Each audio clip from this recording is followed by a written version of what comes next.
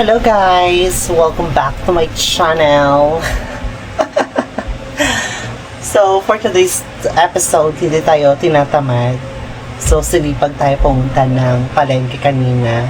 So, sa palengke, ako'y namili ng aking stock. Hindi naman gaano kadami. Sakto lang. At saka, bumili na rin ako ng aking lulutuin for today's video. So, ito na nga yung ating pinamili. Meron tayong dahon ng sili para sa ating lulutuin for today's video. So, alam nyo na ba kung anong lulutuin natin? Of course, itong tahong. It's 80 pesos. Ganito kadami. Hugasan ko lang yan muna bago tayo mag-start magluto later on. Tsaka, bumili din ako nitong isda. I believe it's tuna. Oh, hindi tuna. Ito pala yung tuna. Sana yun? Ito. It's GG or galunggong. Malalaking galunggong. So, dalawang piraso binili ko. Pinahiwa ko lang sa dalawa. And then, itong tuna. Yung batok na part. So, ang gagawin ko dito by next day, sasabawan ko lang siya sa dahon ng sibuyas or dahon ng kamote. And bumili din ako ng chicken breast, pagkain ni Bran. And yung ating ricados, meron tayong sibuyas, kamatis at bawang, and then luya. Kailangan natin yan sa ating tahong. Ganda ng tahong. Ngayong araw lang daw to guys, kaya fresh na fresh pa siya.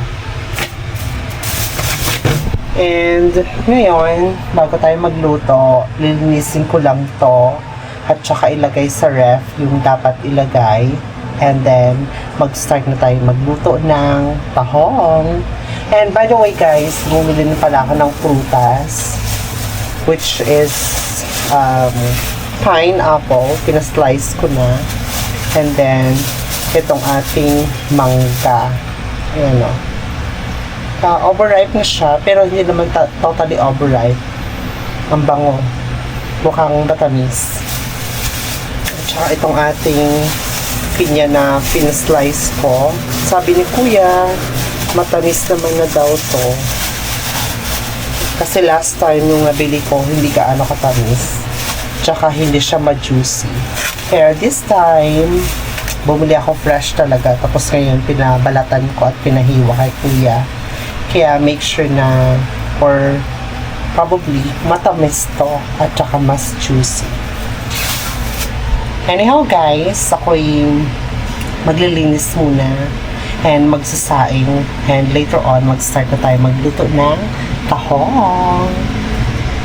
Ayan guys, ready na yung ating tahong. Meron tayong sibuyas, kamatis, bawang, luya. At saka ito yung sasabaw natin, pinagugasan ng sinaing or ng bigas. Ngayon, mag-start na tayo magluto. Samahan niyo ako guys. Meron din pala tayo itong dahon ng sili guys. Mamaya hugasan natin yan. Pero ngayon, tayo na mag-isa ng ating tahong. So, mainit ng ating mantika. Una, ito ating luya or ginger.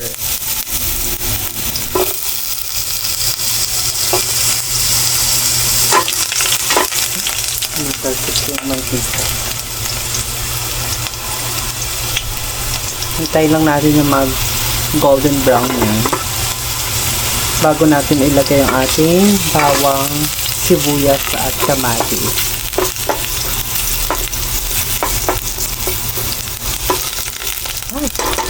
Natin talsik ng mantika.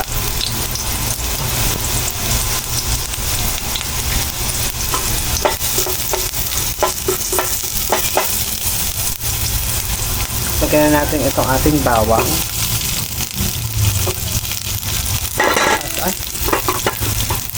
At saka ating sibuyas.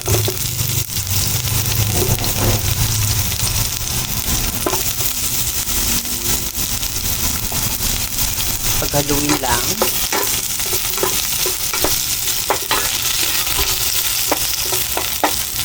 Kapag medyo golden brown na yung ating bawang at saka sibuyas, ilagay natin itong ating kamatis.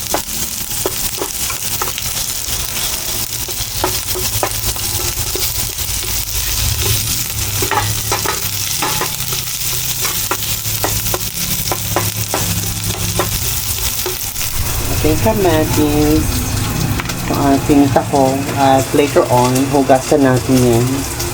Kasi kasama yan sa ating tahong dish.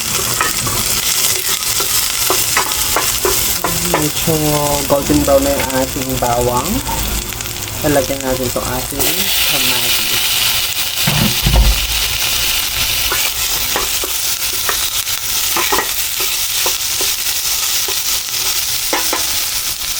Hintayin lang natin na madurog ng konti yung ating kamatis bago ilagay itong ating tahong. Mukhang okay na yung ating sibuyas, kamatis, bawang at saka luya, guys. Dalagyan na natin itong ating tahong. Saka paghaluin lang natin. Magalaw ating kaserola.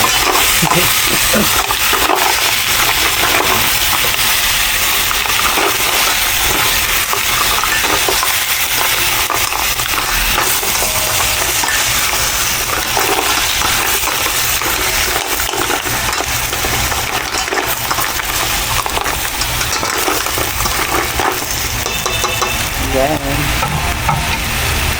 Tsaka ilalagay natin itong ating pinagugasan ng bigas. Ito yung ating isasabaw.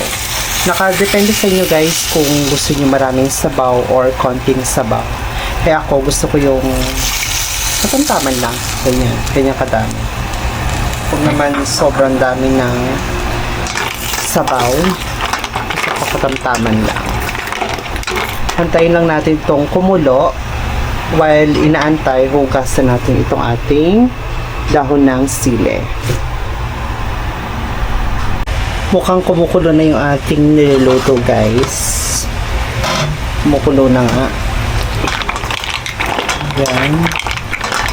Luto na itong ating tahong. So, lagyan na natin itong ating dahon ng sili. Ayan. Lagyan din natin ng asin. Ganito kadami. At saka pamintang buo. Okay na yan. Pakuloy lang natin ulit. Tsaka tikman. Huwag naman natin i-overcook yung ating tahong. Saglit lang na maluto yung tahong eh. Pakuloy lang natin ng konti. Tsaka kakain na tayo. Luto na yan. Ayan, guys, kumulo na. Ayan, luto na yung ating tahong. Natikman ko na siya. Hindi siya ganun ka maalat. Katamtaman lang at napakasarap kahit walang mga magic sarap. Lasang-lasa mo talaga yung freshness ng dagat. Freshness ng dagat talaga. So ngayon, ako'y maghahain na at tayo'y kakain na, syempre. Ako'y nagugutom na. Hi guys, ito ng ating tahong. Sarap. Sarap-sarap ng ating tahong, guys. Tsaka meron tayong kanin.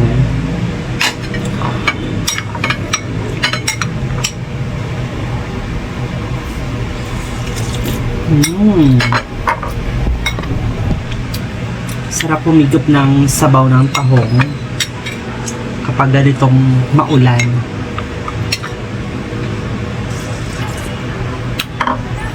Masarap din tong pantanggal ng hangover kapag kayo umiinom, or masarap din tong pulutan.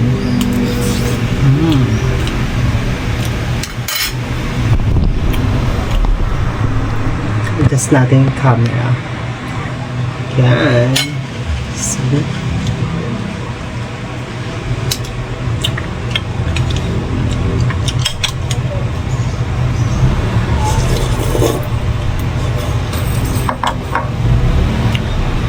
Ang init. Pero ang sarap.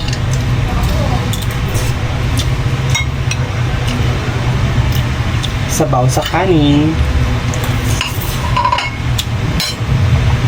Tsaka yung ating tahong.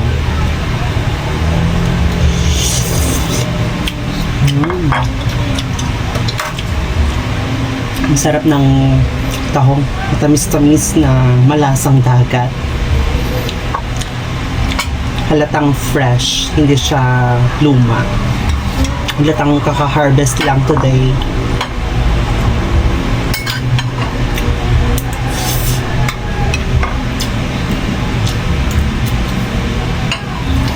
Usually yung mga tahong dito sa Manila nanggagaling sa Laguna or Cavite or sa Parañaque. Mahilig ako dito sa ginger.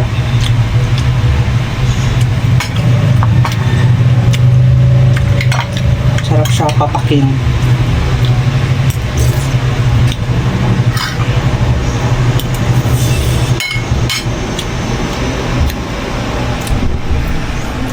Anyhow guys, continue ko lang yung pagkain. If you love this video, subukan nyo na rin na magluto nitong tahong. Mura at madali lang lutuin. At perfect din to kapag nagprito kayo ng isda. Perfect combination. If you love this video guys, again, I need your support to like this video, share, and subscribe to my channel. Bye guys! Thanks for watching! Bye-bye!